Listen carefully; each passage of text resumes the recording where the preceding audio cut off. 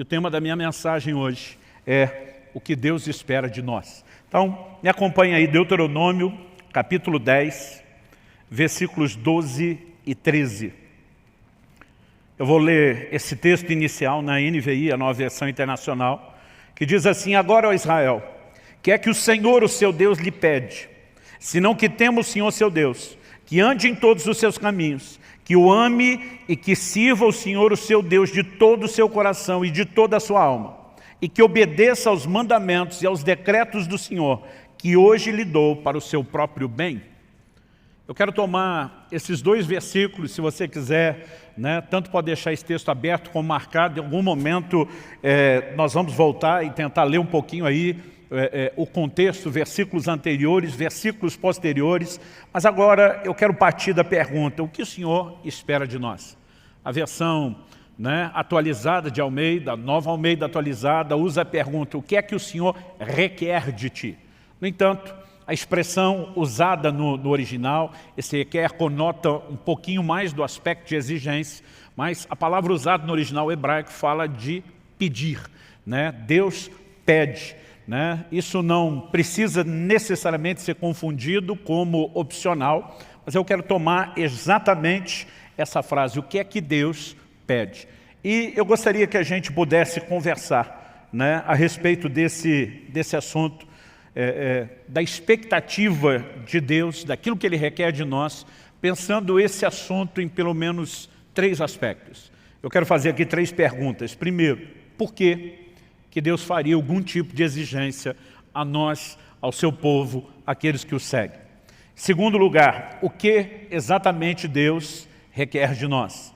E, em terceiro lugar, nós vamos tentar trabalhar a razão, o motivo desse pedido que Deus fez. Então, acredito que olhando para o próprio texto, nós podemos entender que o fato de Deus fazer exigências, e não apenas nos colocar numa posição onde a gente pode pedir algo a Ele, mas Ele também pedir a nós, precisa nos ensinar algo. Eu gosto de dizer que oração não é apenas o meio através do qual eu e você recebemos de Deus aquilo que a gente quer. Oração também deveria ser, em contrapartida, o meio através do qual Deus recebe de nós, consegue de nós o que Ele quer. É o que nós aprendemos quando o Senhor Jesus, no jardim do Getsêmani, dobra os seus joelhos para dizer a Deus: seja feita não a minha, mas a sua vontade. Muitas vezes nossa vontade pode entrar em rota de colisão com a vontade de Deus.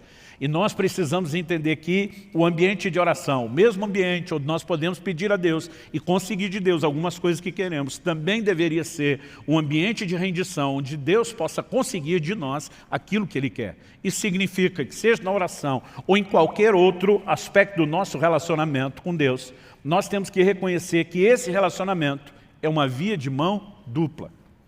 Nós precisamos entender que no relacionamento com Deus, nós temos não só direitos, mas nós também temos deveres. Hoje em dia eu vejo uma ênfase de um evangelho que ele promove, simplesmente anuncia o bônus. Não se fala muito a respeito do ônus, qual é o seu compromisso, quais são as suas renúncias, mas é fato que o relacionamento de Deus com o homem desde o início da criação, quando Deus estabelece o primeiro casal no jardim, antes da queda, antes do pecado, nós vemos um posicionamento claro de um Deus que, por um lado, disponibilizou, ofereceu a eles direitos e disse: vocês podem comer de todas as árvores do jardim, usufruam de tudo isso porque é para o bem de vocês.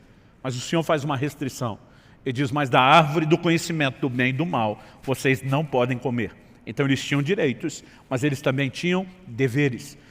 E quando olhamos essa perspectiva, por mais que pareça um tanto quanto óbvia, eu acredito que ela não tem estado tão presente na forma de pensar dos crentes de uma forma geral. Muitas vezes olhamos para Deus como aquele que tem um compromisso de nos abençoar, de fazer aquilo que nós queremos, e afinal de contas é por isso que a maioria acaba se disponibilizando, pelo menos no início, antes de ter tanto entendimento ou maturidade, a andar com Deus, porque vê o lucro de um Deus que vai atendê-lo.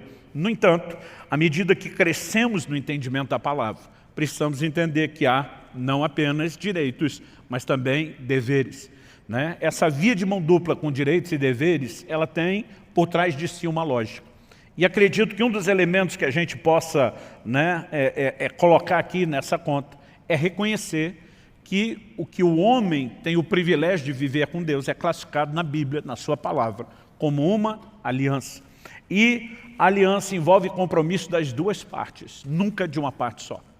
Depois Deus tirar a nação de Israel do Egito, debaixo do domínio de Faraó, da escravidão na qual viviam, ele faz isso com um projeto muito claro, levá-los a uma terra prometida, e assim que saem e param no Monte Sinai, observe o que é que Deus manda Moisés falar para eles. Êxodo, capítulo 19, do versículo 3 até o 6, diz assim: Moisés subiu para encontrar-se com Deus.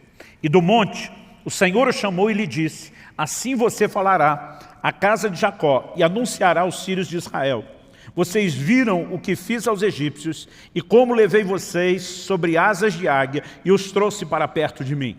Agora, pois, se ouvirem atentamente a minha voz e guardarem a minha aliança, vocês serão a minha propriedade peculiar dentre todos os povos. Porque toda a terra é minha, e vocês serão para mim um reino de sacerdotes e uma nação santa. São essas as palavras que você falará aos filhos de Israel.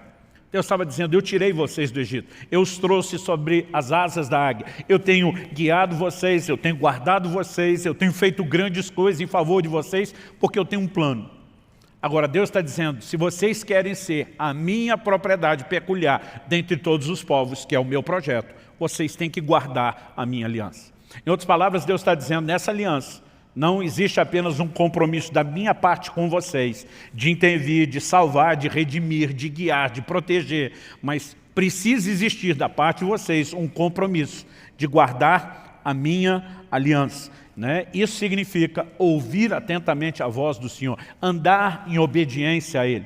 Então, nós vamos percebendo esse desenho. E, obviamente, quando a gente fala de uma via de mão dupla, de direitos e deveres, de compromisso das duas partes, embora a gente entenda uma parte desse aspecto do relacionamento que envolve o compromisso das duas partes, eu acredito que a gente pode não só não enxergá-lo de forma completa, como enxergá-lo de uma forma deficiente, incompleta. Nós precisamos entender que nesse relacionamento, Deus tem o direito de pedir e de exigir algo, não só porque além de direitos tem deveres, não só porque além de bônus tem ônus, não só porque a aliança requer o compromisso das duas partes, mas aquilo que deveria ser entendido como óbvio, nessa relação, Deus é o Senhor e nós somos seus servos. Embora haja compromisso das duas partes, não significa que nós estamos na mesma posição, naquele lugar de direitos iguais. Ele é Senhor. E senhorio implica no quê? Basicamente, em obediência, em submissão, em rendição. É por isso que em Lucas, no capítulo 6, no versículo 46, o Senhor Jesus diz: por que é que vocês me chamam Senhor, Senhor, e não fazem aquilo que eu mando? Ele está dizendo: é incoerente me chamar de Senhor. A palavra Senhor, a gente tem repetido isso aqui, era usada por um escravo quando ele se dirigia ao seu amo. A palavra Senhor significa dono, possuidor. Aquele escravo não tinha vontade própria, ele vivia para fazer a vontade do seu Senhor. Agora Jesus está dizendo: como é que vocês me chamam de Senhor, mas em vez de fazer a minha vontade, em vez de fazer o que eu mando, vocês decidem andar na sua própria vontade, fazendo apenas aquilo que vocês querem. Então, quando nós começamos a pensar esse desenho, acredito que isso nos ajuda a entender melhor o que é o relacionamento com Deus. Não estamos atrás de uma única intervenção de Deus ou outra, não estamos apenas atrás do favor do Senhor e do que Ele pode fazer de nós. Nós queremos o relacionamento, o pacote completo. Nós queremos interagir com Ele exatamente da forma como Ele espera de nós. Você pode dizer amém? Então, precisamos entender, pressupõe-se que Ele tem todo o direito de externar esse tipo de expectativa em relação a cada um de nós. A segunda coisa que eu gostaria que a gente pudesse pensar, de acordo com esse texto, é o que exatamente, especificamente, o que Deus requer de nós. Então, nessa pergunta que Deus, através de Moisés, faz à nação de Israel, e agora, ó Israel, o que é que o Senhor, seu Deus, lhe pede? Senão o que? Tema o Senhor. Em primeiro lugar, ele destaca aqui temer a Deus. Você pode repetir isso comigo? Diga: temer a Deus. Mais uma vez, com gosto e vontade. Vamos tentar, planeja, junta a força aí dentro de você, e diz comigo: temer a Deus. Ótimo. A segunda coisa, ele diz assim: que ande em todos os seus caminhos. Segundo lugar, diga comigo: andar em seus caminhos. E depois ele diz, e que ame e sirva o Senhor, seu Deus, de todo o seu coração e de toda a sua alma. Terceiro lugar, diga, amar e servir com intensidade. Então podemos repetir as três, diga, temer a Deus, andar nos seus caminhos, amar e servir com intensidade. Mas pastor, tem 4, porque o texto diz aqui que obedeça aos seus mandamentos. Eu quero te mostrar, depois de falar dessas primeiras 3 coisas, que a 4ª é apenas um resumo, um arremate final. Por quê? Temer a Deus é mandamento a ser guardado. Andar nos seus caminhos é mandamento a ser guardado. Amar e servir o Senhor de todo o coração é mandamento a ser guardado. Então, acredito que quando ele encerra falando sobre guardar os mandamentos, ele não está necessariamente falando de um 4º aspecto, né? Mas ele está arrematando a ideia de que a nossa relação com Deus se resume na obediência que nós devemos a Ele. Mas vamos falar em primeiro lugar do temor a Deus, né? Eu tenho percebido que muitas pessoas têm tratado do assunto do temor a Deus de uma forma muito equivocada. Hoje em dia, muita gente tem falado a respeito da graça de Deus. A graça de Deus não é um assunto novo. Ela é anunciada desde o início da história da igreja, desde o início do Evangelho. No entanto, a graça não apenas ela foi ensinada e proclamada dentro dos fundamentos bíblicos, ela também tem sido, ao longo do tempo, distorcida. Em Judas, né, no capítulo único, verso 4, ele fala daqueles que estão, né, transformando a graça de Deus em libertinagem. Alguns, não entendendo o favor oferecido de Deus, começaram a tratar da graça como se fosse uma permissão para pecar, e não a capacitação, o empoderamento divino para a obediência. Outros começaram a trazer uma ideia, como se do Velho para o Novo Testamento, Deus mudou. Né? Eles não falam dessa forma, mas a conclusão que nós chegamos é que parece que Deus se converteu. No Velho Testamento Deus era mau, terrível, né? Exercia juízo, mas no Novo ele virou amor. O que é uma grande bobagem tratar Deus como se ele fosse, né, alguém possível de sofrer mudança. Em Malaquias 3,6 Deus diz, eu, Senhor, não mudo. Tiago capítulo 1, verso 17, a Bíblia diz, nele não há mudança, nem sombra de variação. Logo, não há mudança em Deus. Então nós não podemos olhar como se no Velho Testamento Deus fosse uma coisa e no Novo Testamento ele tivesse se tornado outra. Logo no 2º século da era cristã, né, houve um camarada que trouxe muitas distorções, muitas heresias, chamado Marcião. E a gente brinca que até hoje existem os marcionitas, são aqueles, né, que acabam replicando o ensino dele, conhecendo ou não. Ele dizia que o Deus do Velho Testamento era um e o do Novo Testamento era outro. Né? No Novo Testamento ele não aceitava nem os evangelhos e o ensino de Jesus. Era só Paulo que tinha a revelação. E alguns parecem estar agindo assim. Eu tenho visto gente dizer, temor é coisa do Velho Testamento. E eu digo para alguns, eu acho que você não andou lendo o Novo Testamento. Né? Embora nós estamos partindo de um texto do Antigo Testamento falando sobre temer a Deus, Atos 9:31 diz, assim a igreja tinha paz por toda a Judéia, Galiléia e Samaria, edificando-se e caminhando no temor do Senhor e no consolo do Espírito Santo crescia em número. No mesmo ambiente onde havia temor de Deus, havia consolo do Espírito Santo. Nós precisamos entender que não são coisas excludentes, são coisas que se complementam. Paulo escreve aos Efésios e diz que nós devemos sujeitar-nos uns aos outros no temor de Cristo. Então, o Novo Testamento fala de temor, temor estando na igreja, devendo estar na vida do cristão. Agora, essa palavra, a maior parte das vezes traduzida como temor no Novo Testamento, no original grego, ou é a palavra phobeu, ou a sua raiz, né, phobos. A gente conhece o termo fobia, que procede de lá, que significa medo. Né? A tradução dessa palavra, que muitas vezes aparece como temor, ela sugere tanto medo e receio, como também tem a conotação de respeito e reverência. Agora, eu olho para algumas pessoas e percebo que elas dão um ênfase na palavra, como se eu e você tivéssemos que viver aterrorizados em relação a Deus. Outros parecem tentar eliminar isso completamente, quase como se o respeito e a reverência não tivessem nenhuma ponta, nenhum aspecto de temor. E na verdade essas coisas meio que se misturam. Mas nós precisamos entender a necessidade de um equilíbrio, mesmo no uso dessa palavra. Por exemplo, em Efésios, no capítulo 5, o apóstolo Paulo começa a falar da relação entre o marido e a esposa e um paralelo da relação com Cristo e a igreja, a noiva, né, com quem ele vai se casar. E a Bíblia diz que o marido deve amar a esposa como Cristo amou a igreja, mas que a esposa deve submeter-se ao seu marido como a igreja deve submissão a Cristo. Mas no final, no versículo 33, final do capítulo e do arremate dessa ideia, o apóstolo Paulo diz assim, que a esposa respeite o seu marido. Efésios 5:33. A palavra traduzida ali, né, é fobeu, que a esposa tema o seu marido.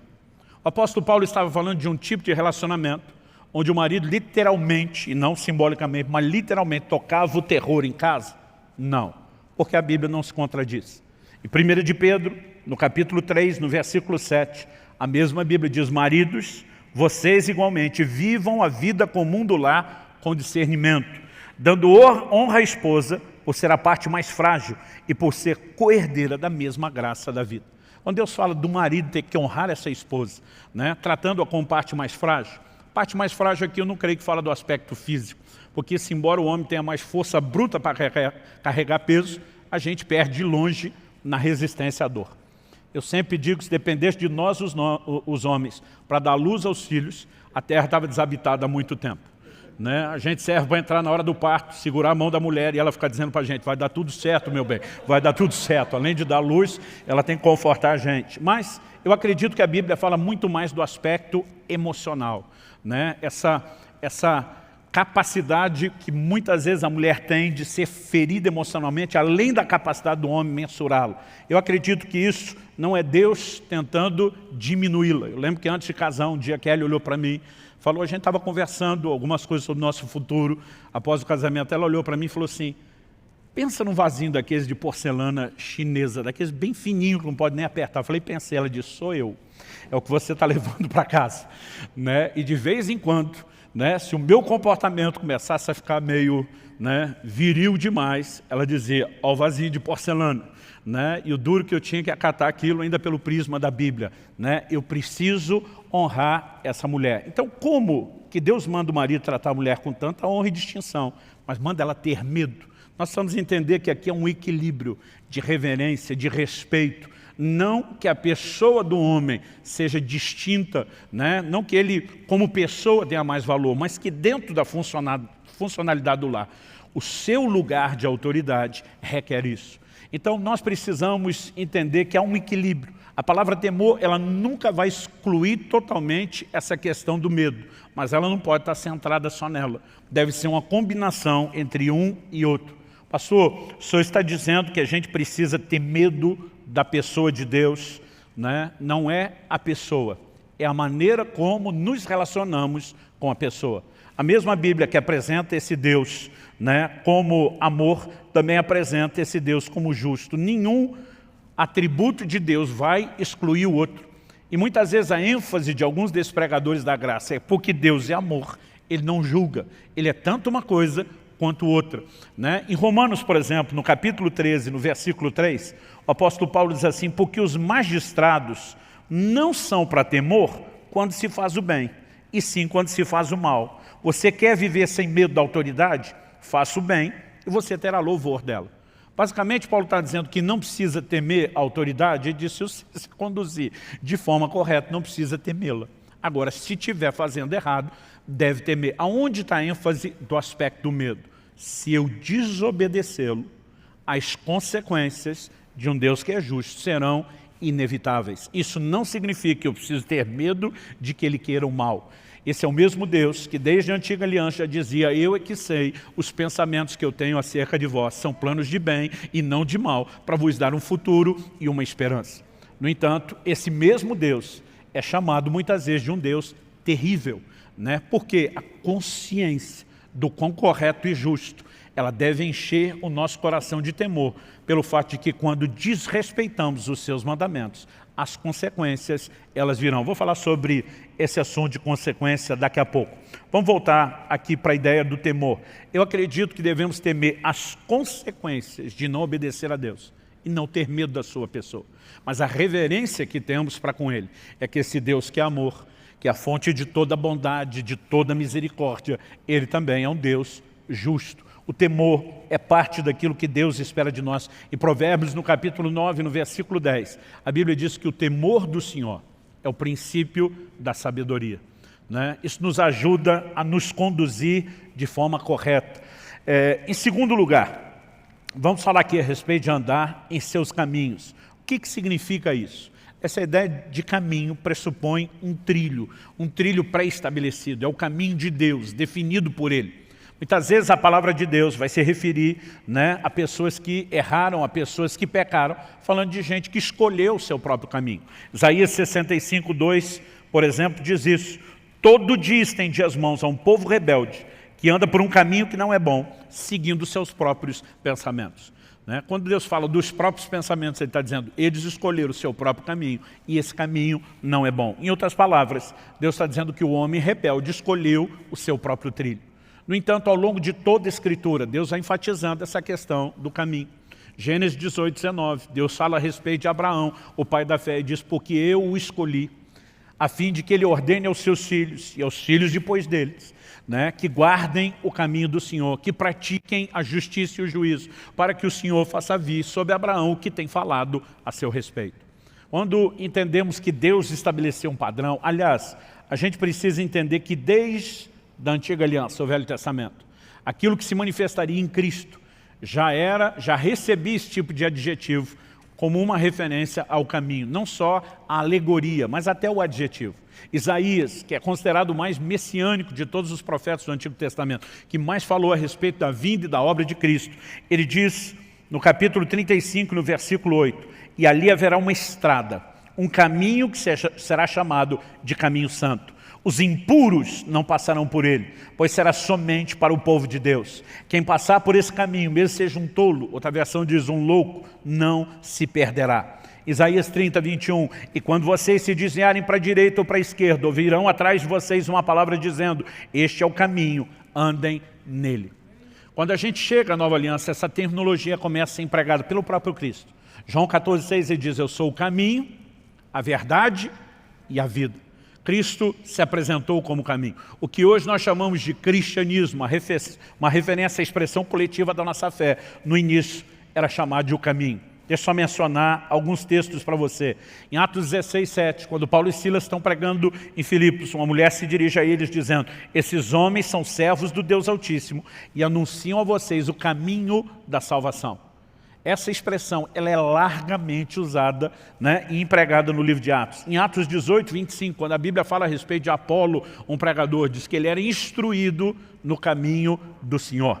Então, essa expressão ela vai sendo usada várias vezes e também a simbologia que se aplica a ela. Em Efésios 4:17, o apóstolo Paulo diz, não mais andeis como andam os gentios. O que ele quer dizer com não andar como andam os gentios? Ele não está falando da ginga, do balanço do corpo, ele está falando do caminho que se escolhe, porque essa ideia sempre foi entendida e compreendida. Alguém que abraça o Evangelho não deve trilhar mais o seu próprio caminho, ele deve andar nos caminhos do Senhor. Quem está entendendo, diga amém. Isso de novo nos remete ao entendimento de obediência e de cumprir aquilo que o Senhor predeterminou, estabeleceu para o homem desde o início, né? Aliás, eu acho muito interessante quando a gente mexe nesse assunto de obediência, entender o quão forte é a expectativa de Deus a respeito desse assunto. E daqui a pouco, quando a gente falar sobre guardar os mandamentos, a gente dá uma arrematada final falando de obediência. Vamos mexer na questão de amor e serviço. Pastor, a gente não poderia desdobrar, assim como o Senhor falou do temor como um dos aspectos da obediência, de andar nos caminhos do Senhor como outro. Não dá para desdobrar amor e serviço? Dá.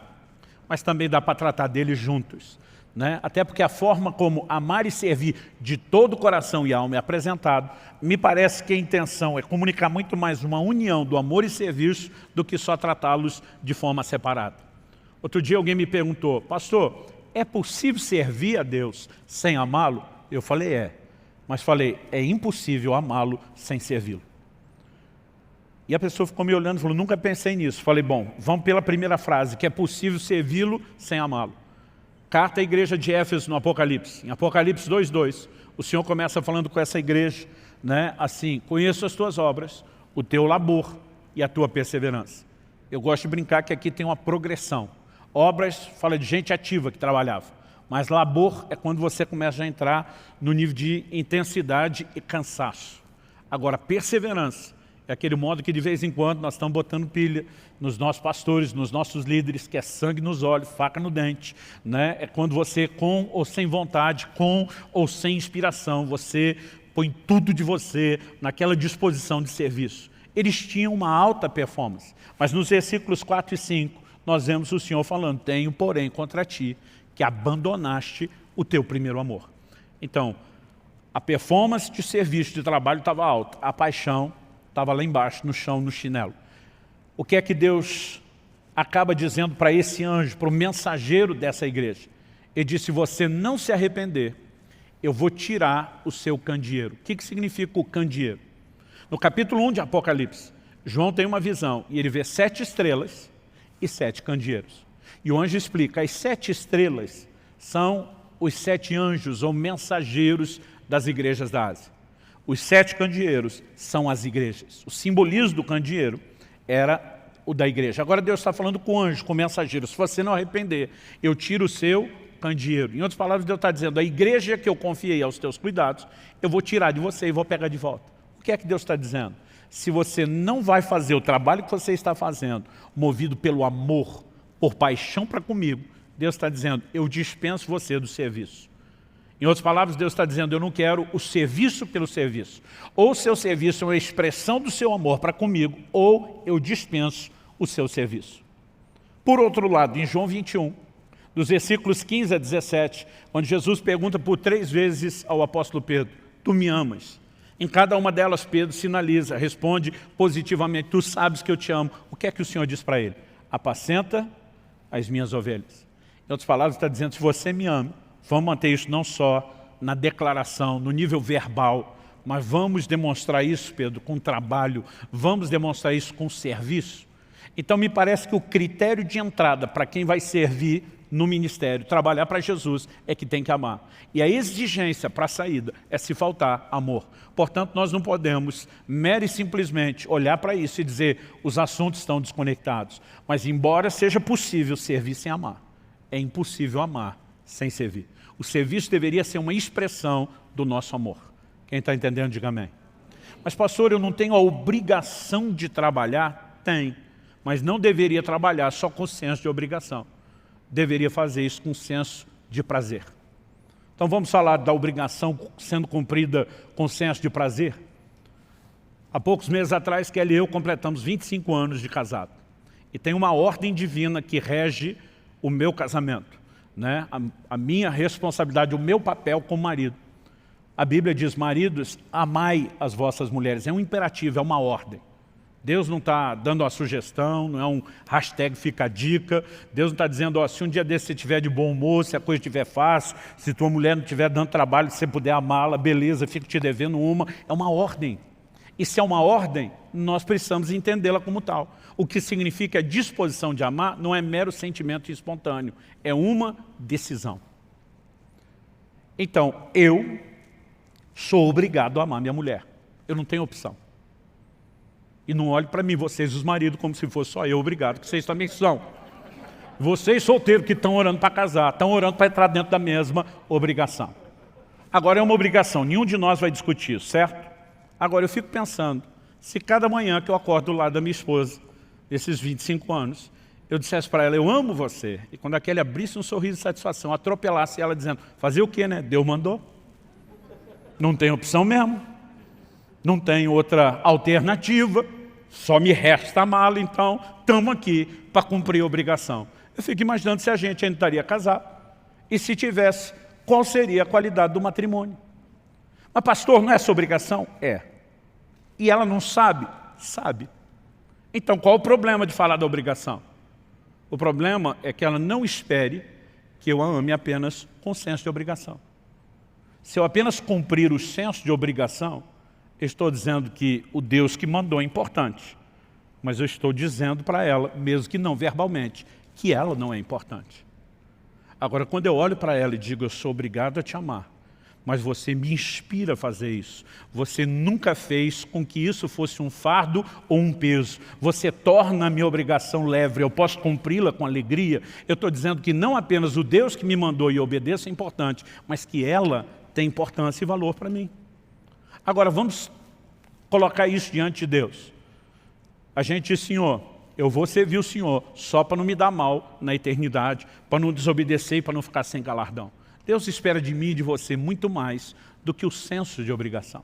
É lógico que o temor precisa estar lá. O apóstolo Paulo dizia, ai de mim se não pregar o Evangelho. Estou em rota de colisão com a vontade de Deus, em plena desobediência. Ele diz, eu tenho temor a ponto de dizer, ai de mim. Mas Paulo fazia isso só pela obrigação? Ele dizia, não. Para que eu não cumpra só com a obrigação. Ele dizia, eu vou além, eu me desdobro, eu me sacrifico mais do que Deus pediu, de olho no galardão e na recompensa, e na mensagem que eu vou declarar a Deus. Quem consegue entender a diferença?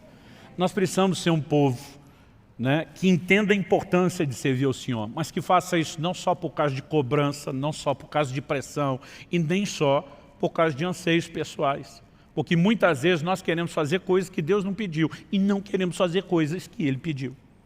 Então, muitas vezes, né, para que a gente se conecte ao lugar correto de serviço, nós vamos ter que dizer, por amor ao Senhor, eu vou abrir mão daquilo que eu queria e vou fazer aquilo que o Senhor quer. Agora, tanto uma coisa como outra, seja tratado de forma separada, o amor e serviço, ou de forma conjunta, é apresentada como algo que a gente precisa fazer de todo o coração. Eu acredito que é nessa expressão que fica muito claro e evidente que Deus espera de mim e de você, mais do que o senso de obrigação, mas o senso de prazer, de dedicação total e plena a Ele. Isso significa que nós temos que dar o melhor de nós nessa relação, tanto de amor como de serviço. Você pode dizer amém? Então, depois de falar de temer ao Senhor, de guardar os seus caminhos, em terceiro lugar, destacar aqui o amor e o serviço intenso de todo o coração. Nós vemos Deus arrematando o assunto, falando sobre guardar os seus mandamentos. Como eu disse antes, guardar os mandamentos não é um quarto aspecto. Na verdade, é aquilo que resume todos os outros aspectos. Ah, pastor, o senhor esqueceu de dizer que Deus requer de nós santidade. Afinal de contas, em Efésios 1:4, a Bíblia diz que Ele nos elegeu nele, antes da fundação do mundo, para sermos santos e irrepreensíveis. Não, está dentro do pacote. Isso é andar nos seus caminhos. Ah, pastor, o senhor esqueceu falar da adoração e da devoção. Pode botar isso no pacote do amor, né? Agora, algo que nós precisamos entender é a importância da obediência. Tudo aquilo que Deus espera de nós, pediu de nós, se resume na obediência que eu e você devemos a Ele. O profeta Jeremias confronta a nação de Israel e começa a dizer, citando aquele texto de Êxodo 19, que eu já li um pouco, quando o Senhor fala sobre Israel sendo a sua propriedade peculiar, né, dentre os povos, mas para isso, tendo que guardar a sua aliança e ouvir atentamente os seus mandamentos. Jeremias começa a perguntar, o que é que Deus requeriu de vocês lá no início? E ele diz, Deus nunca pediu de vocês sacrifício. O modelo de adoração do Velho Testamento era baseado no sacrifício. E diz, o que Deus pediu de vocês foi obediência aos seus mandamentos. Isso me leva a entender que mais do que a própria adoração, Deus espera de nós obediência. Aliás, o pecado é retratado na Bíblia, em 1 de João 3,4, como a quebra da lei, a desobediência. Então, o contraponto do pecado na relação com Deus, na vida de santidade, se resume na obediência. Às vezes, nessas proclamações distorcidas da graça, eu vejo gente tentando dizer que não há necessidade de obediência na nova aliança, o que é uma grande bobagem. E a maioria deles se baseia num texto muito mal aplicado, que é Romanos 10,4, quando a Bíblia diz o fim da lei é Cristo. Todo dia falou, está aqui, não tem mais lei, acabou toda a lei. Eu falei, você tem certeza que ele está falando de toda a lei? Porque daqui a pouco, ali na frente, no capítulo 13, ele vai mandar a gente obedecer às autoridades e às leis naturais. Então, não pode ser que ele está dizendo que acabou todo tipo de lei. Hebreus, capítulo 7, versículo 12, diz que onde há mudança de sacerdócio, e a grande mudança da velha para a nova aliança, é que a velha era baseada no sacerdócio levítico, e a nova é baseada no sacerdócio de Cristo, que o autor de Hebreus diz ser segundo a ordem de Melquisedeque. A Bíblia diz onde há mudança de sacerdócio, é mudança de lei. A Bíblia não diz que é extinção, desaparecimento de lei, que a lei cessou. Quando a Bíblia diz o fim da lei é Cristo, está falando de uma lei específica que regia a velha aliança, que constituía de muitos mandamentos e ordenanças, né, que na verdade, na nova aliança, são tratados de uma forma completamente distinta. Em Colossenses 2, 16 e 17, em Hebreus 10, 1, a Bíblia enfatiza que a lei ela não tem a imagem exata das coisas, mas a sombra de bens vindouros. Eles tinham muitas ordenanças, como, por exemplo, sacrifício de animais, que eu e você não temos que fazer, essas coisas cessaram. Aliás, na verdade, Jesus ainda diz assim, eu não vim extinguir a lei, eu não vim suprimir a lei. Ele diz, eu vim cumprir. Porque a lei, além de ter um caráter temporário, tinha um caráter profético, ela apontava para Cristo. Jesus diz para os judeus, seus dias, examinais as Escrituras, e são elas que testificam de mim, tudo converge na pessoa de Jesus, e muita dessa simbologia se cumpre no sacrifício de Cristo. Agora, isso não significa que não haja mandamentos. Jesus diz, um novo mandamento vos dou. Novo pressupõe essa mudança de lei, mas que também agora há mandamentos a serem obedecidos. Aliás, em Mateus, no capítulo 28, no que nós chamamos de a grande comissão, nos versículos 19 e 20, a Bíblia diz assim, portanto vão e façam discípulos de todas as nações, batizando-os em nome do Pai, do Filho e do Espírito Santo, ensinando-os a guardar todas as coisas que tenho ordenado a vocês. E eis que estou com vocês todos os dias, até o fim dos tempos. Ou como diz uma versão mais clássica, até a consumação dos séculos. O Senhor Jesus estava dizendo o quê? Vocês vão fazer discípulos das nações. Significa os não-judeus, os gentios. E é importante observar isso.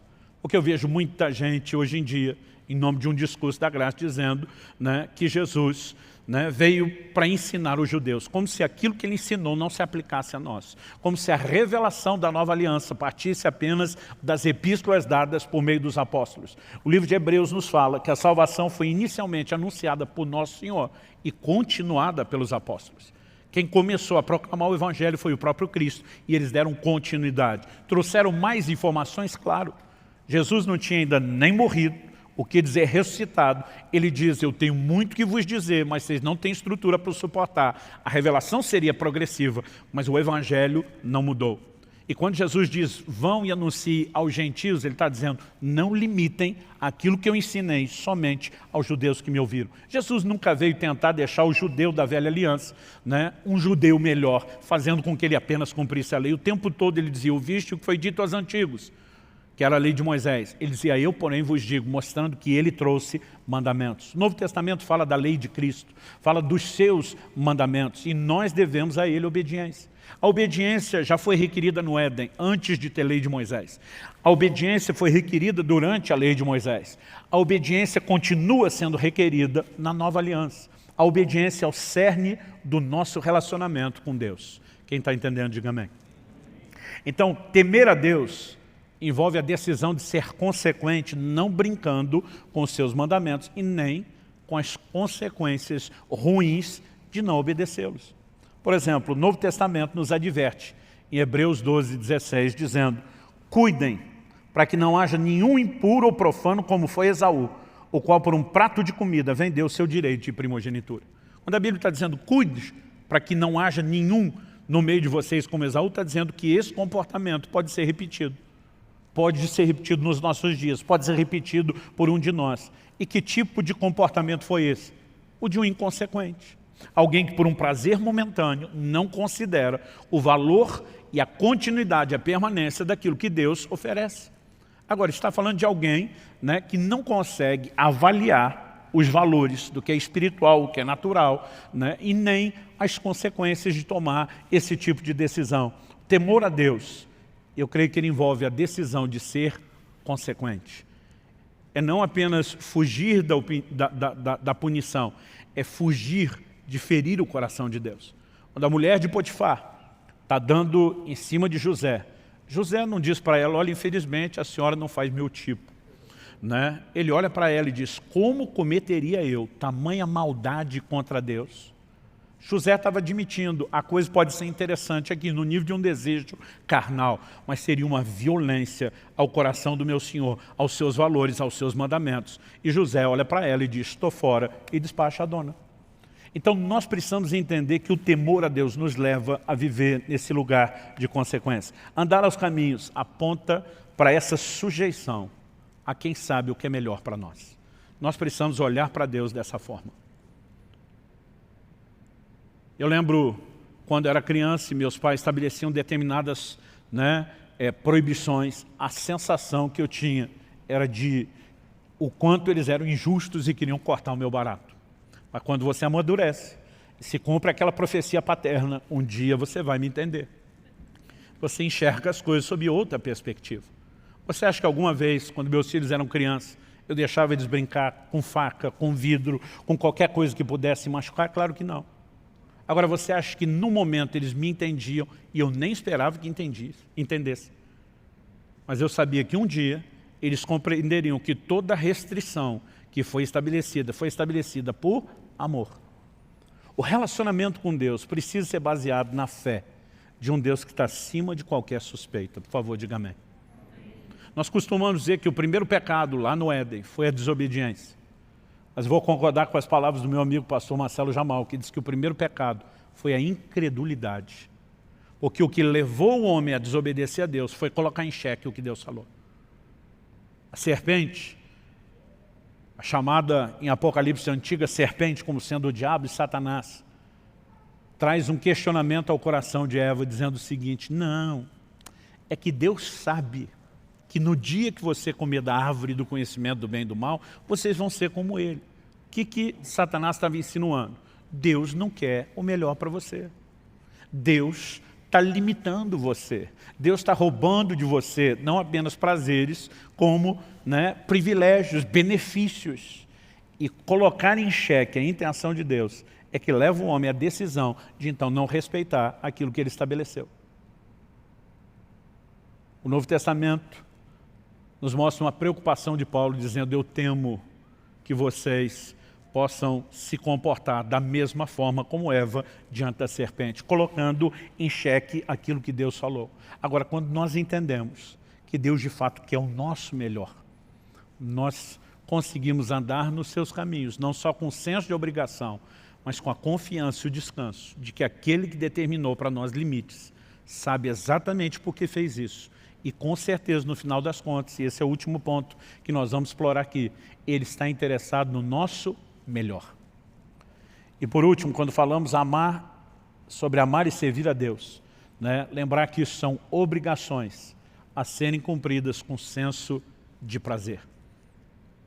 Mas eu quero terminar aqui com uma última pergunta. Qual a razão desse pedido que Deus nos fez?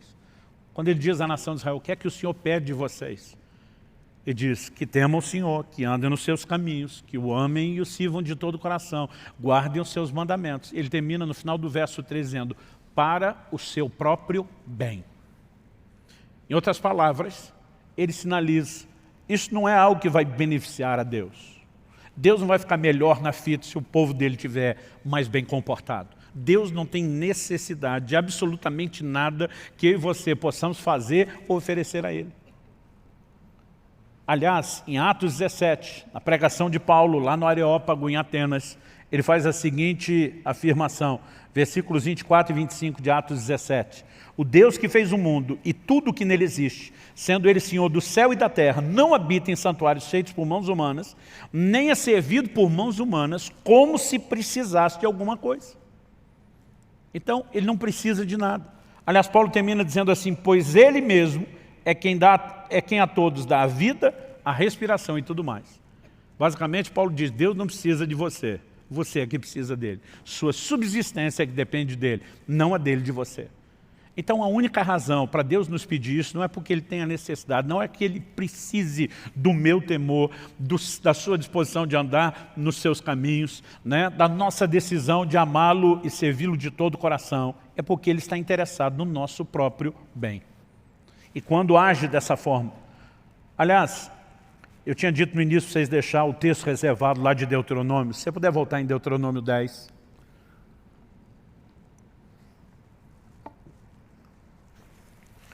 Eu gostaria que a gente pudesse avaliar o versículo 11. A gente leu o 12 e o 13. Vamos ler o versículo 11, que é o versículo anterior ao nosso texto base. Nesse versículo nós lemos assim: porém o Senhor me disse, Moisés falando, levante-se e ponha-se a caminho diante do povo, para que entrem e tomem posse da terra que, sob juramento, prometi dar aos pais deles. Deus tinha tirado a nação de Israel do Egito com qual propósito? Não era que eles ficassem perambulando no deserto. Deus queria levá-los a um lugar de abundância, a uma terra que manava leite e mel. E acredito que isso também aponta de forma figurada para aquilo que Deus deseja para mim e para você.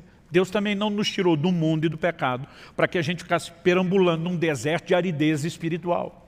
Jesus diz, eu vim para que vocês tenham vida e vida com abundância.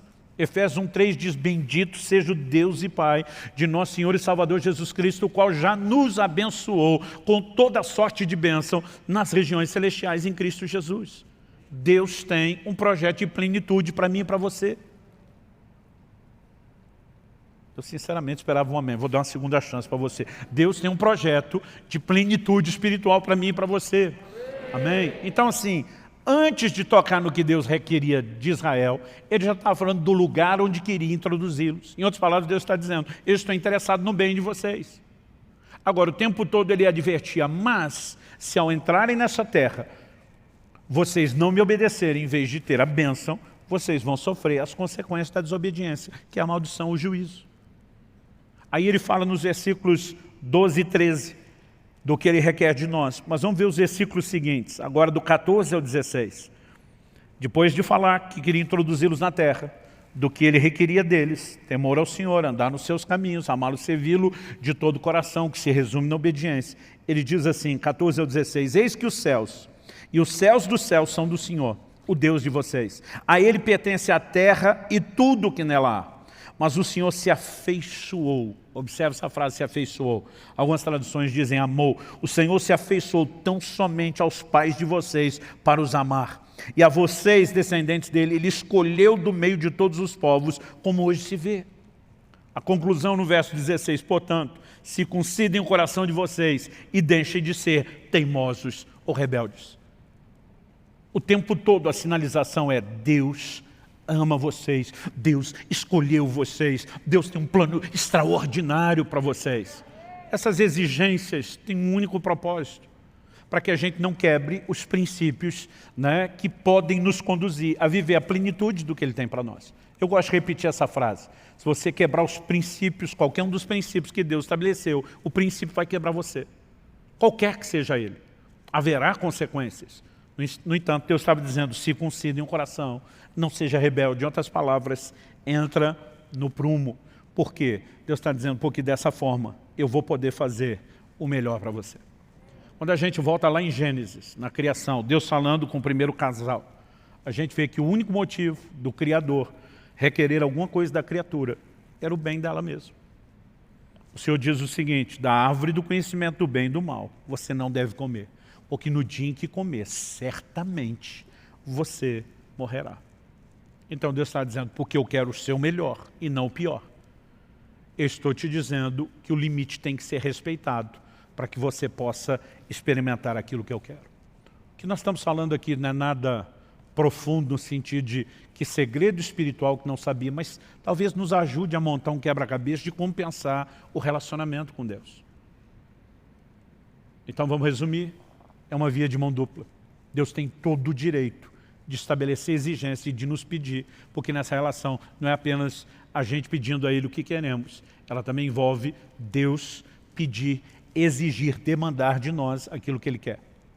Nós precisamos entender exatamente quais são esses aspectos de obediência, mas a obediência como centro. Nós precisamos entender que o grande beneficiado da nossa obediência não é Deus.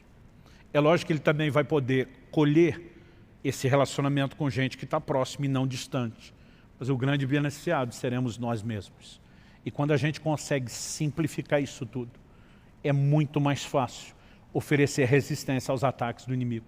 Porque assim como bombardeou Eva, Satanás vai fazer com cada um de nós. Muitas vezes nós somos questionados, será que vale a pena? Estou sendo fiel a Deus, não estou vendo resultado. O tempo todo nós vamos receber essas setas de dúvidas, né, que o inimigo lança tentando colocar em xeque o caráter de Deus. Não foi o que aconteceu com a mulher de Jó? Ela, quando vê as coisas irem de mal a pior, ela vira para o seu marido e diz, amaldiçoe seu Deus e morre. Ela está dizendo, se Deus não vai dar tudo que eu não quero saber dele. Jó olha para ela e diz, você fala como uma louca. Nós recebemos de Deus o bem, não vamos receber o mal. Apesar da Bíblia ser clara em dizer que o mal não procedia necessariamente do Senhor, Jó está olhando e dizendo que ele está no controle de todas as coisas. Ele não estava aceitando o mal como destino final, porque ele diz, eu sei que o meu Redentor vive e ele há de se levantar sobre a terra. Mas ele está dizendo, independente dessa circunstância mudar ou não, e não é só porque um dia vai mudar, ele está dizendo, eu não estou servindo a Deus apenas porque Ele dá aquilo que eu quero. Quando nós começamos a entender que Deus está acima de qualquer suspeita e mantemos esse nível de fé, o nosso coração acaba sendo guardado. O que Satanás trabalhou com Eva não foi um completo descrédito à palavra de Deus. Foi uma manipulação e uma distorção da palavra. Aliás, não foi assim que Satanás tentou Jesus? Lança do pináculo do templo, porque está escrito, aos seus anjos dará ordem a teu respeito para que te guardem. Eu percebo que muitos cristãos que têm um conhecimento superficial das Escrituras, eles estão à mercê não só de ensinos errados, que tem espíritos de demônio por trás desses ensinos, mas eles estão à mercê muitas vezes de setas do inimigo tentando distorcer a aplicação da palavra. Mas à medida que vamos fortalecendo esse pensamento de uma maneira completa, sadio, mantendo esse Deus está interessado no nosso bem, acima de qualquer suspeita. Eu não entendo porque Ele ainda não fez. Eu não entendo porque Ele ainda não respondeu. Eu não entendo, mas uma coisa é certa. Ele está no controle e Ele não falha. Eu gosto de uma frase de Lutero, o grande reformador. Ele diz, não conheço os caminhos pelos quais Ele me conduz, mas conheço bem o meu guia. Então podemos confiar nele, independente de entender os caminhos escolhidos ou não. Quando entendemos que no final das contas é tudo para o nosso bem, eu creio que o nosso coração começa a se blindar contra essa provocação do inferno, uma rebeldia ao controle e ao governo de Deus. Eu espero, como eu disse no início, conselhos que podem revolucionar uma família e um casamento. A Bíblia diz que o sábio dá ouvidos aos conselhos. O sábio dá ouvidos aos conselhos. Veja o que Paulo escreveu na sua carta aos Efésios, capítulo 5, verso de número 15 e 16. Paulo escreveu assim, tenham cuidado com a maneira como vocês vivem. Tenham cuidado com a maneira como vocês vivem, que não seja como insensatos, mas como sábios. Não vivam como tolos, insensatos, mas vivam como sábios. E ele continua, aproveitando ao máximo cada oportunidade. Aproveitando ao máximo cada oportunidade. Porque os dias são maus. Paulo está dizendo, vivam de forma inteligente. Vivam como sábios e aproveitem cada oportunidade, porque os dias são maus.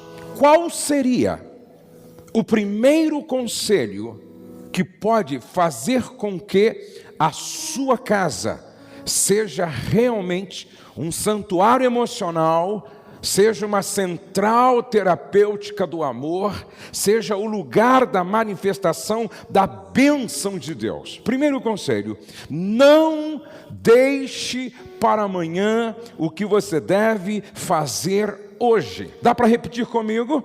Não deixe para amanhã o que você deve fazer hoje. Jesus contou uma parábola no Evangelho segundo Lucas, capítulo 16. Ele disse que havia um homem rico e um outro pobre chamado Lázaro. O rico vivia na sua riqueza de forma displicente, vivia na sua riqueza de forma negligente.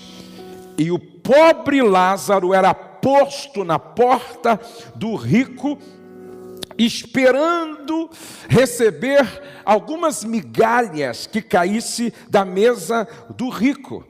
E ele tinha o seu corpo coberto de feridas purulentas. E ele só contava com a solidariedade dos cães que vinham para lamber suas feridas, amenizando um pouco a sua dor. E o rico indiferente passava pelo pobre e não lhe dava a mínima importância. Mas um dia, o pobre Lázaro morreu e foi levado para o céu. E o rico morreu e foi para o inferno. O Lázaro morreu, foi para o seio de Abraão.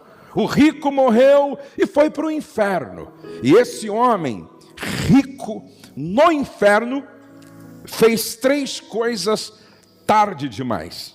Primeiro, ele orou tarde demais, quando o tempo de orar havia passado. Pai Abraão, pede para Lázaro molhar o dedo, a ponta do dedo na água e refrescar a minha língua, porque eu sofro nesse lugar de tormento.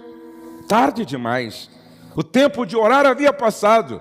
Ele fez uma outra coisa tarde demais. Ele reconheceu o valor de Lázaro no inferno. E ele fez uma terceira coisa tarde demais.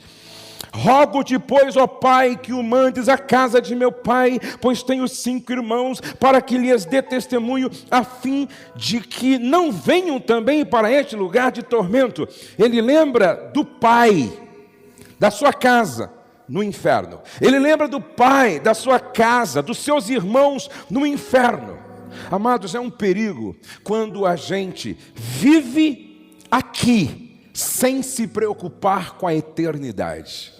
É um perigo quando a gente vive como se nunca fôssemos morrer e encarar a eternidade.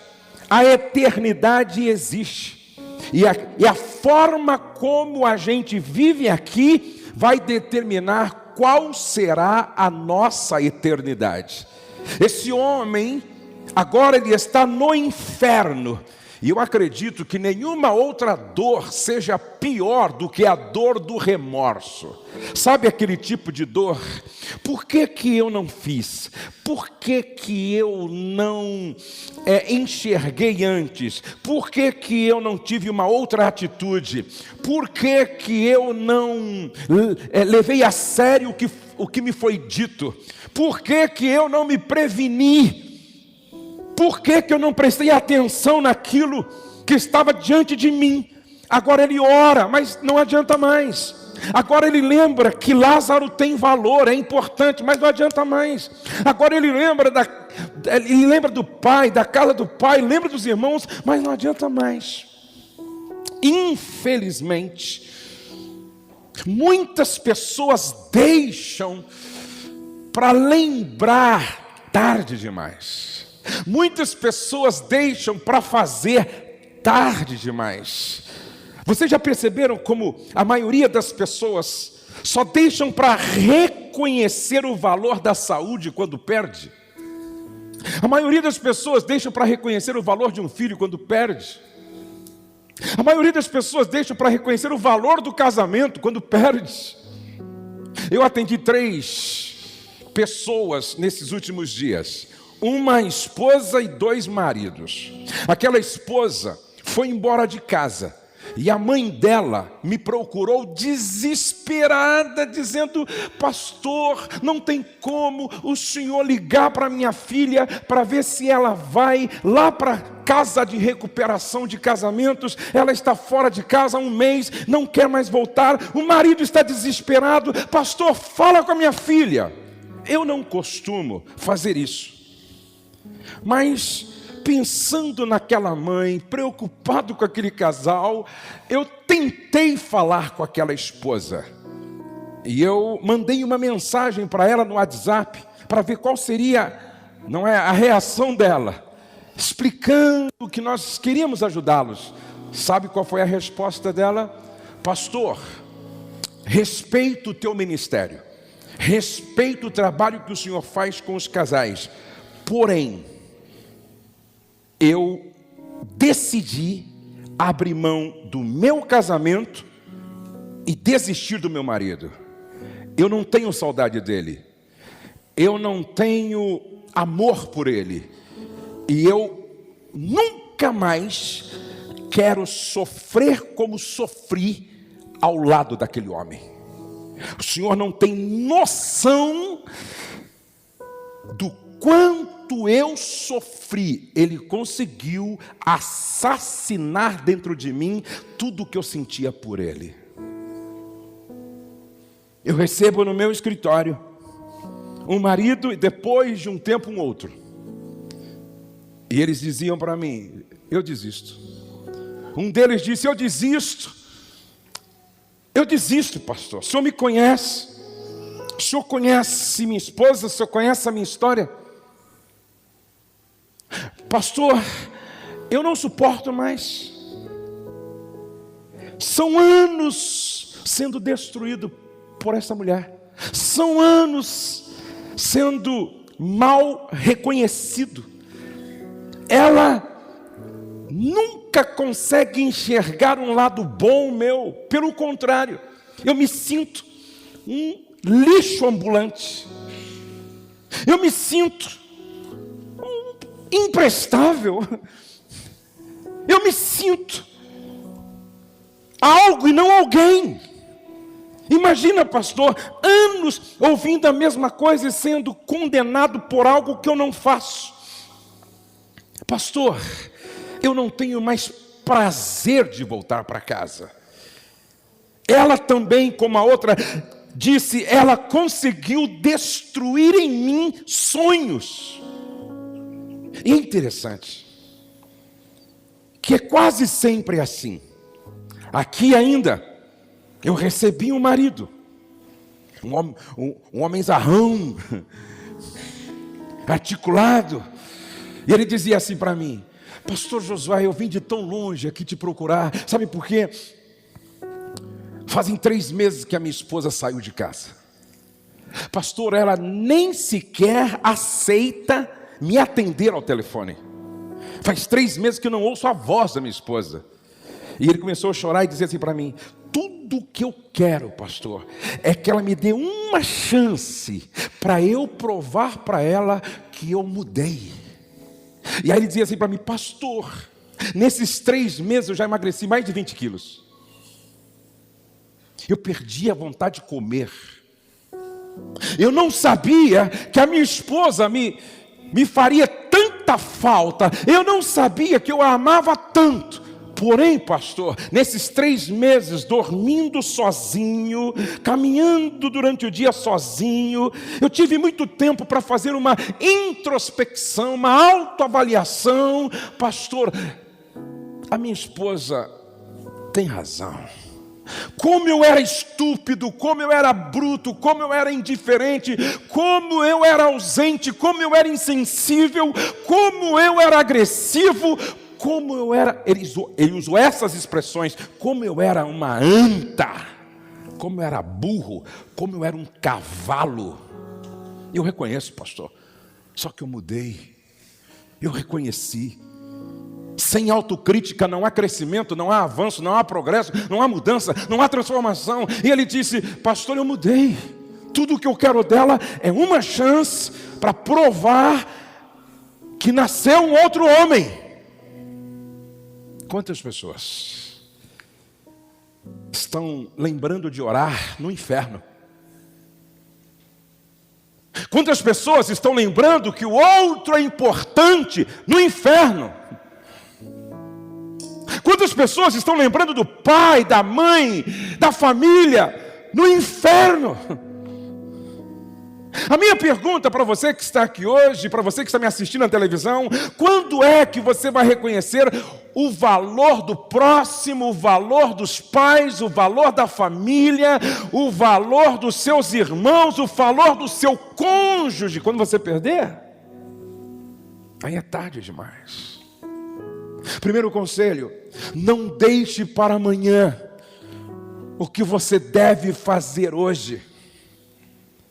Hoje é dia de introspecção. Hoje é dia de autoavaliação. Hoje é dia de se olhar no espelho para ver aonde é que estão as melecas que precisam ser trabalhadas, ou seja, que precisam ser tiradas do seu comportamento, da sua atitude. Aonde é que está a deformidade de caráter?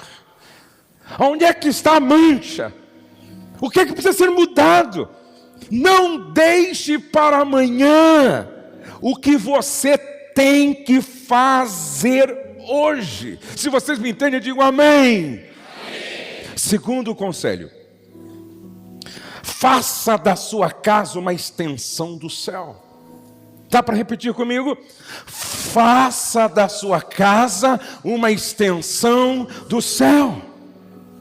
Faça da sua casa uma extensão do céu. Abra a sua Bíblia, por favor, no Evangelho segundo Mateus, capítulo de número 6. Vamos ler todos juntos esta oração extraordinária. Mas antes, vamos ler Mateus 6:6.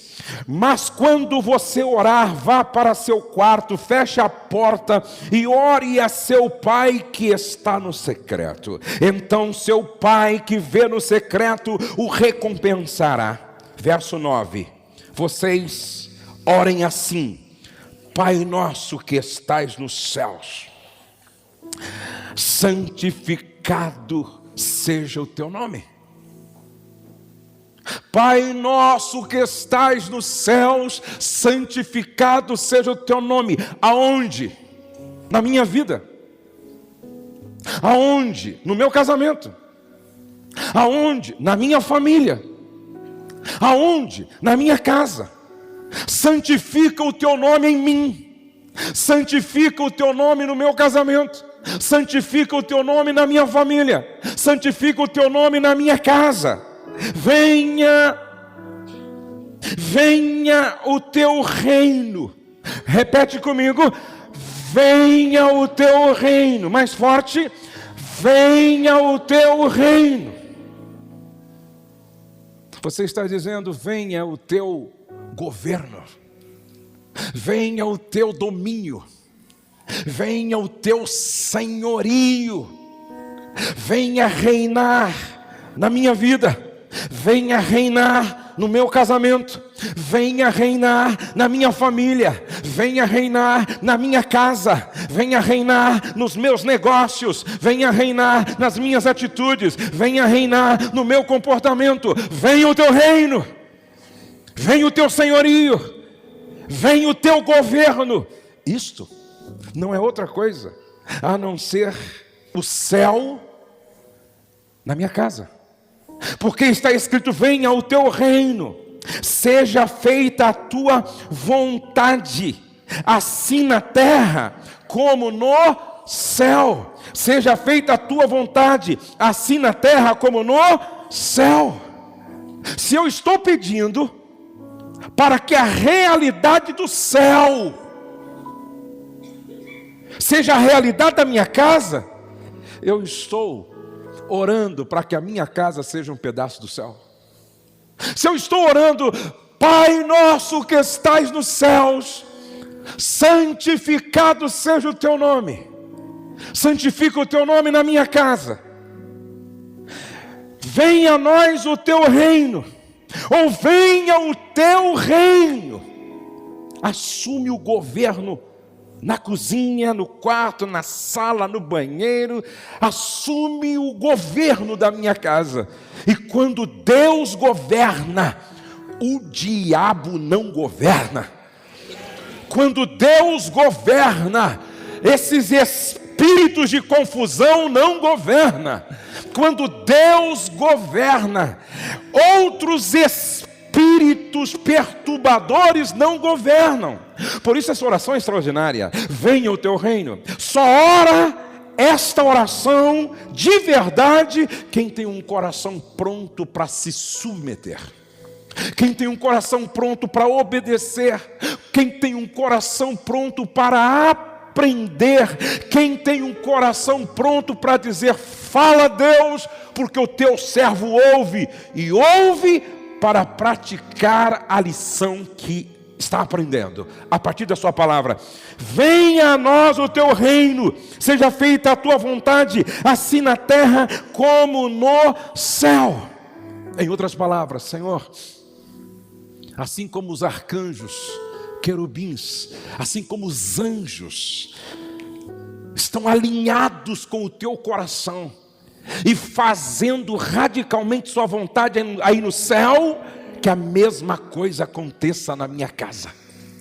Que o meu filho faça a sua vontade, que a minha filha faça a sua vontade, que o meu marido faça a sua vontade, que a minha esposa faça a sua vontade, que no nosso casamento prevaleça a sua vontade, que na nossa família prevaleça a sua vontade.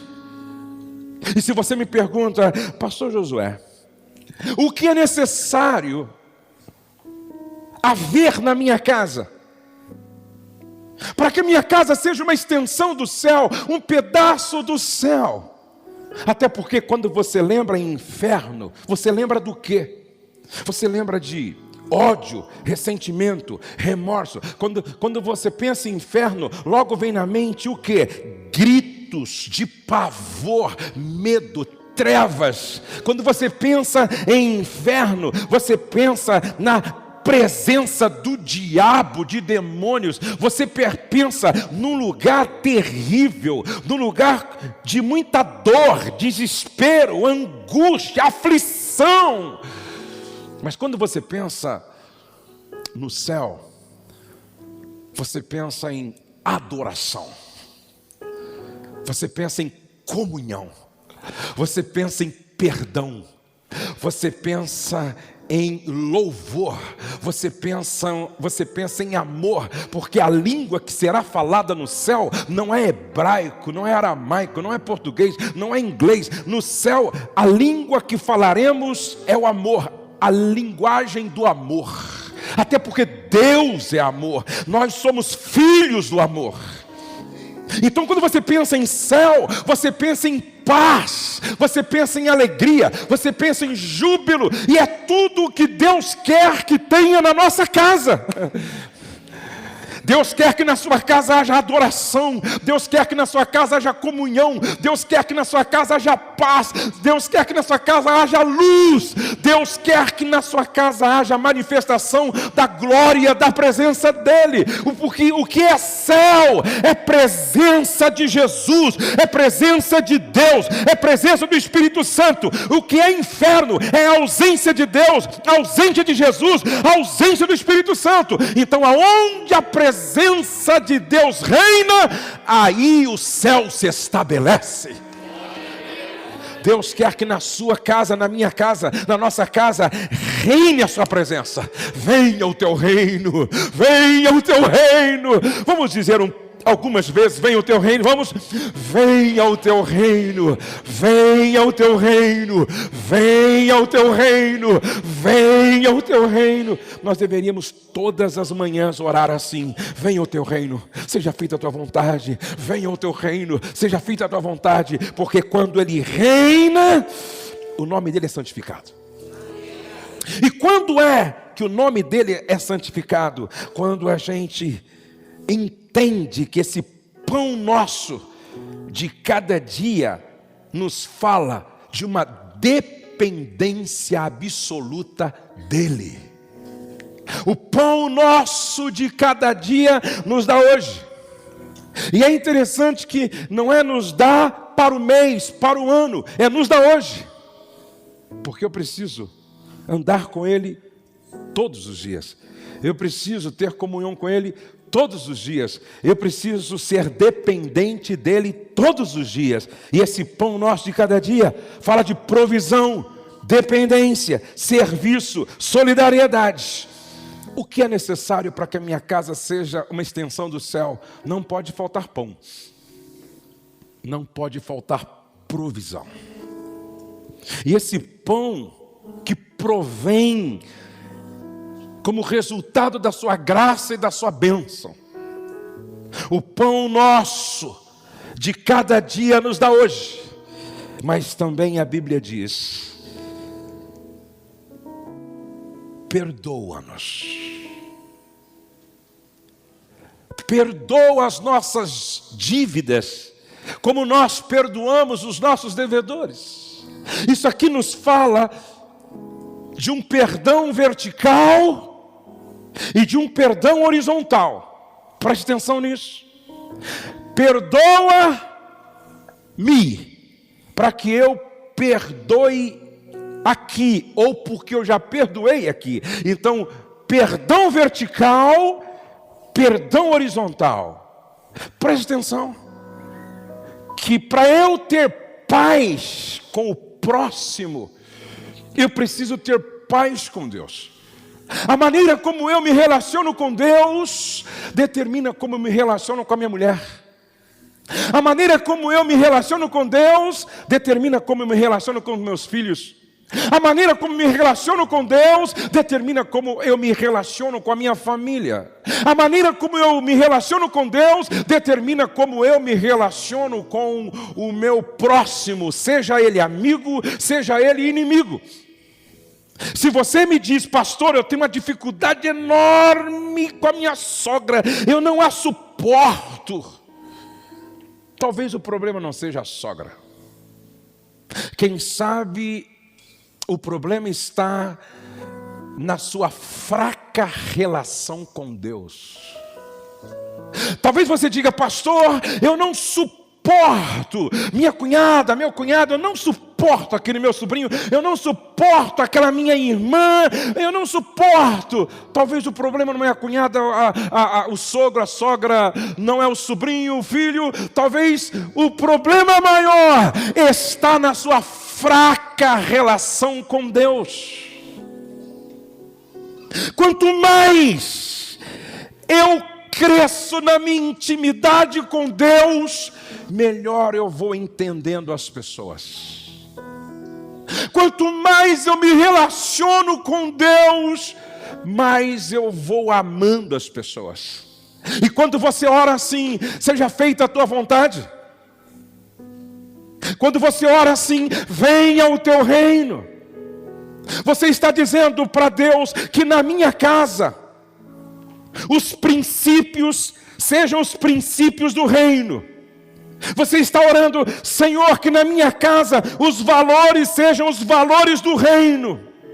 Você está dizendo que na minha casa a lei seja a lei que rege o teu reino. Então abra sua Bíblia e veja o que Jesus ensina quando ele fala sobre essa cultura do reino. Em Mateus capítulo de número 5, veja o que ele diz a partir do verso de número 43. Aqui está a cultura do reino, os princípios do reino, os valores do reino, como deve ser a vida de um cidadão do reino. Se é que eu estou orando, venha o teu reino, seja feita a tua vontade, santifica o teu nome, que a minha casa seja uma extensão do céu. Olha o que Jesus diz no verso de número 43. Vocês ouviram o que foi dito? Ame o seu próximo e odeie o seu inimigo. Isso aqui é a lei. É como era no Velho Testamento. Olho por olho. E o problema é que se nós optarmos por essa lei, olho por olho, daqui a pouco nós temos uma família cega. Agora Jesus diz assim no verso de número 44: mas eu lhes digo, amem os seus inimigos e orem por aqueles que os perseguem. Olha aqui, por favor. Coloca aqui, ó, toda a gente boa aqui. E coloca todos os seus inimigos aqui. Coloca aqui, ó, toda a gente boa da sua família aqui. E coloca todos os inimigos da sua família aqui. Olha, daqui até aqui, no meio vem o chato, o ranheta, o insuportável, o mala, malinha, malona, com a rodinha quebrada. Jesus está dizendo, ame. Ame ame. Repete comigo, ame. Essa é a cultura do reino. Ame apenas o cunhado que te empresta dinheiro? Não, ame apenas a sogra que está te deixando uma grande herança. Não, ame o cunhado que te patrocina churrasco? Não. Ame só as pessoas que são boas na sua casa? Não. Jesus está dizendo, a cultura do meu reino é diferente. Ele está dizendo, amem os seus inimigos e orem por aqueles que os perseguem. Quem é que está te perseguindo? Mas não é aquela oração, não. Mata essa desgraçada, Senhor. Não é aquela oração, Senhor, acaba com esse sujeito, que morra. Não, não. Jesus está dizendo, ore por aqueles que te perseguem. É aquela oração assim, Senhor, todo o bem que eu quero para os meus filhos, eu desejo para os filhos dele. Todo o bem que eu quero para a minha família, eu quero para a família dele. Jesus continua ainda dizendo, olha só que coisa interessante, ame os seus inimigos veja o que está escrito no verso 43 primeiro, ame o seu próximo e odeie o seu inimigo. 44, ame os seus inimigos e orem por aqueles que os perseguem, para que vocês venham a ser filhos de seu Pai que está nos céus. Porque Ele faz raiar o seu sol sobre maus e bons, derrama chuva sobre justos e injustos. Jesus está dizendo que para eu ser reconhecido como filho de Deus, filho do Deus que é amor, eu preciso amar os meus inimigos,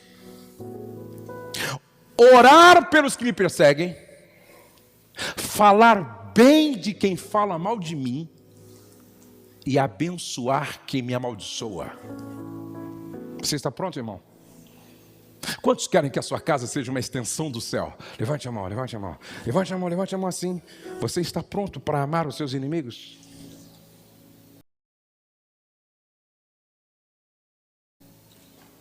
Você está pronto para orar por aqueles que te perseguem?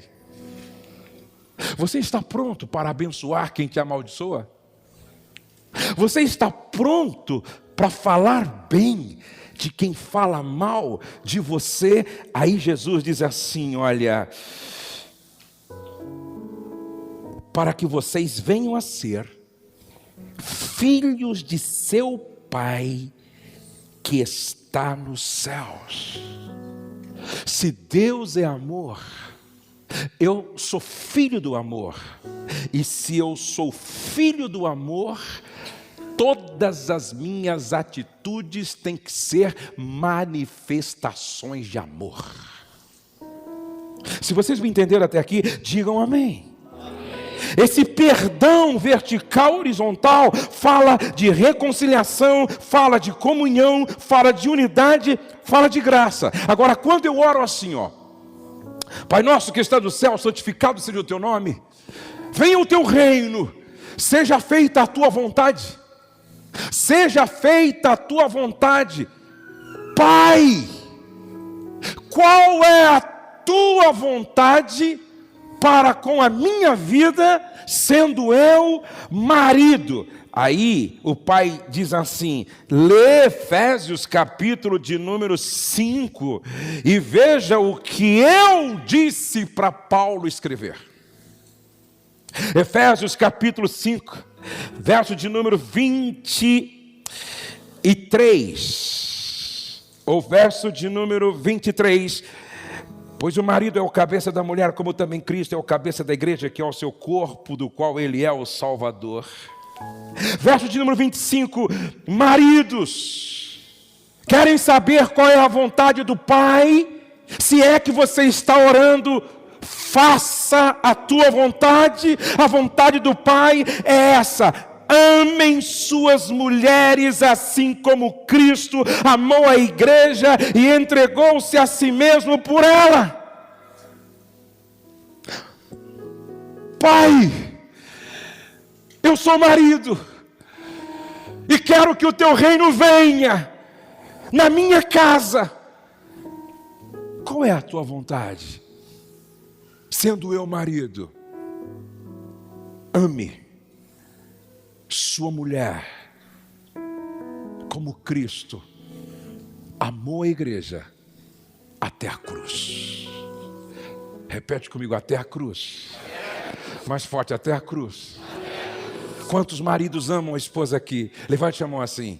E não levanta para ver, ela está do lado aí. Bem alto assim, os maridos que amam a esposa. Levante a mão. Agora, ok, essa pergunta é fácil. Agora a segunda pergunta, você não levanta a mão, apenas reflita. Você ama ela até a cruz? Você estaria disposto, à semelhança de Cristo, se entregar sacrificialmente por ela? Se você não entrega a carteira para ela, entregaria a vida.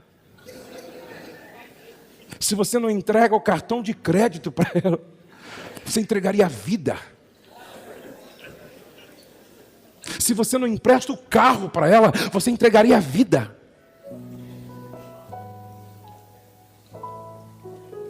Se você fala o mês inteiro, quando dá o dinheiro para o cabeleireiro, você entregaria a vida. Pai, venha o teu reino, faça a tua vontade. Então, se eu sou marido, Pai, qual é a tua vontade? Ame a Rosemary como Cristo amou a igreja e entregou-se a si mesmo por ela. Porque se você não amá-la de acordo com esse padrão, o reino ainda não está estabelecido na sua casa, e é por isso que ela ainda não é uma extensão do céu. Preste atenção que se todos os maridos compreendessem isso, quando você lê esse texto na palavra, fala muito mais de amor sacrificial do que de amor romântico.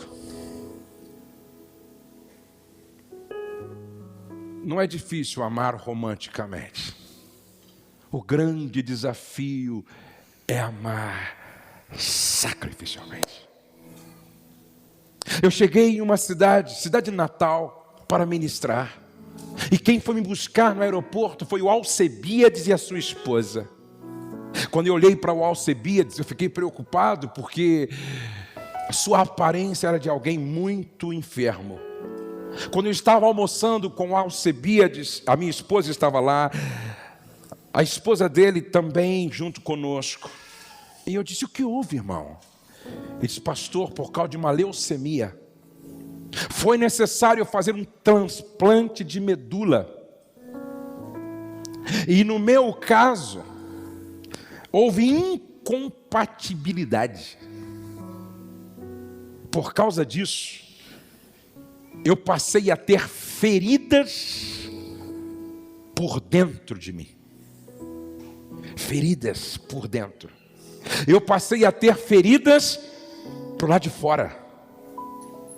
Pastor, quantas vezes eu coloco uma camiseta e quando eu vou tirar a camiseta, eu preciso tirar debaixo do chuveiro, e quando a minha esposa me ajuda a tirar a camiseta, a pele sai junto.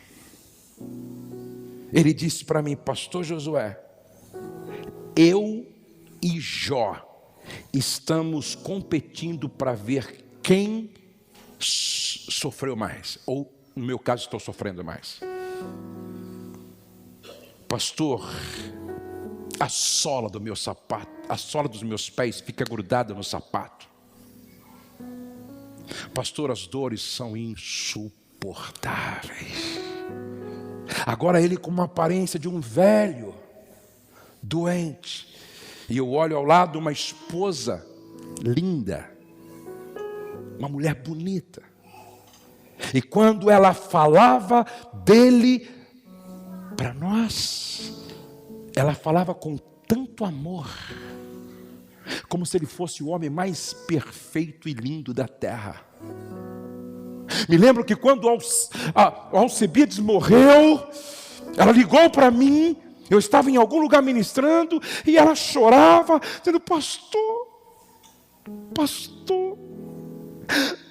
o meu marido Alcebiades morreu, ele vai fazer muita falta. Eu fiquei pensando: meu Deus, me ensina a amar minha mulher, me ensina a amar com esse amor sacrificial. Não é difícil amar romanticamente, levando uma flor, dando uma joia, dando um relógio, fazendo uma festinha. Agora, será que nós estamos dispostos não apenas a dar uma flor, mas dar a própria vida, se anulando muitas vezes em favor da pessoa amada? Nenhum outro momento para mim foi mais difícil quando, dentro de um consultório médico, eu e a Rose, o médico, depois de ler o resultado da biópsia, disse para mim, para a Rose: dona Rose, senhor Josué, o resultado não é o melhor. Sua esposa tem um câncer de 3 centímetros no seio. E ele disse friamente: e é um tipo de câncer terrível, que mata. Nunca nós sentimos a morte tão perto de nós. A gente aguentou firme ali. Ele deu todas as instruções e disse: é urgentíssimo tudo isso, tudo, urgentíssimo, é para ontem isso. Nós saímos dali, segurei na mão da Rose, um silêncio sepulcral. Entramos no elevador, descemos, entramos no carro. Quando eu e a Rose entramos no carro, desabamos a chorar. Choramos. Aí eu tentei dirigir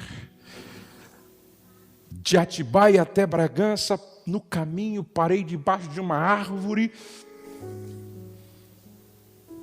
peguei na mão dela e a gente chorava. Eu disse para ela: vamos orar. Isso era terça-feira. Na segunda-feira eu tinha pregado aqui e eu disse que naquela semana alguns teriam que dar o aleluia mais sacrificial da sua vida. E quando eu estava orando com a Rose, eu disse: Deus, eu mesmo preguei ontem que nesta semana alguém daria o aleluia mais sacrificial da sua vida, e não sabia que era eu, não sabia que era a Rose. Senhor, eu sei que é um deserto que temos que atravessar. Será um ano, quimioterapia, radioterapia, cirurgia sem garantia. Eu me lembro que eu disse: Deus, eu só quero te pedir uma coisa: dá-nos da tua graça para não murmurar. Dá-nos da tua graça para não blasfemar. Dá-nos da tua graça para nunca maldizer. Dá-nos da tua graça, porque eu quero passar esse deserto junto com a Rose, dizendo: aleluia, aleluia. E hoje eu quero dar o aleluia mais sacrificial da minha vida. E eu comecei: aleluia, aleluia e aleluia. Quando eu terminei de orar, eu não sei se a Rose lembra que eu disse para ela dentro do carro assim: por causa da quimioterapia, seu cabelo vai cair, mas eu prometo te amar com cabelo ou sem cabelo. A quimioterapia incha, e eu disse: eu prometo te amar, não importa como o seu corpo estiver. provavelmente você não vai poder me atender sexualmente por um período, por causa do mal-estar do tratamento. E eu disse para ela: prometo te amar, com sexo ou sem sexo. E eu me lembro também que quantas vezes eu acordava 6h30, 7 horas, e ela já estava acordada 5 horas da manhã, com o rosto banhado de lágrima. E eu, sem saber o que fazer, apenas abraçava a minha esposa e dizia: o Senhor é o nosso pastor e nada nos faltará. Deitar-nos faz em verdes pastos e guia-nos mansamente às águas tranquilas. Ainda que a gente ande pelo vale da sombra da morte, nós não vamos temer mal algum, porque o cajado e a vara do Senhor vai nos consolar e Ele está conosco. Foram um ano de luta, vencemos. E é interessante que um dia eu estou no Rio de Janeiro, um pastor olha para mim, sem me conhecer e saber da história, ele diz assim: a sua esposa já está curada. Isso faz 10 anos e nunca mais o exame deu nada na Rosa. Te amo muito, amor. Deus abençoe você. Deus abençoe.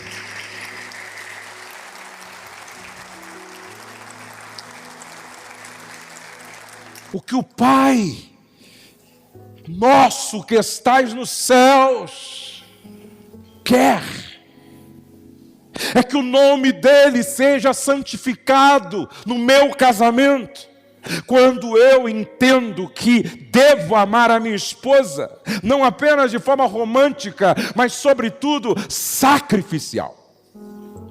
Mas é a esposa que ora: Pai nosso que estais nos céus, santifica o teu nome na minha vida, faça a tua vontade. Então, Pai, qual é a tua vontade para mim que sou esposa? Aí o Pai diz: lê o que eu disse para Paulo escrever para vocês. Mulheres, sujeitem-se a seus maridos como ao Senhor, assim como a igreja está sujeita a Cristo, também as mulheres estejam em tudo sujeitas a seus maridos. É exatamente o que o Pai quer. Irmã, ouça isso, por favor. Toda vez que você se submete à liderança do seu marido, o reconhecendo como figura de autoridade, você está santificando o nome de Deus no seu casamento. Então, santificado seja o teu nome. Toda vez que você se submete, e aí você precisa entender que esta submissão não é uma imposição, não é uma submissão forçada, obrigada. Tem que ser uma submissão devocional. Aí você me pergunta: como assim, pastor? Ouça, marido, a submissão da mulher é proporcional ao amor do marido por ela. Ou seja, quanto mais o marido ama, mais prazer a mulher tem de apoiá-lo. Por que que a igreja se submete? Por que que a igreja se rende? Por que que a igreja reverencia Jesus? Porque Jesus amou a igreja até a cruz. Como não se submeter a um marido que vai até as últimas consequências para ver a esposa bem? Como uma esposa não se submete ao marido que vai até as últimas consequências para protegê-la, para fazê-la feliz? para que ela seja a mulher mais realizada da terra. O grande problema é que tem marido que quer que a esposa se submeta, mas ele é um estúpido. O grande problema é que alguns maridos querem que a esposa se submeta, mas ele é um grosso. O grande problema é que alguns maridos querem que a esposa se submeta, mas ele é um ausente, um indiferente. Não eleva a esposa, não honra a esposa, não reconhece a esposa, não privilegia a esposa, não celebra as conquistas da esposa. Preste atenção que Jesus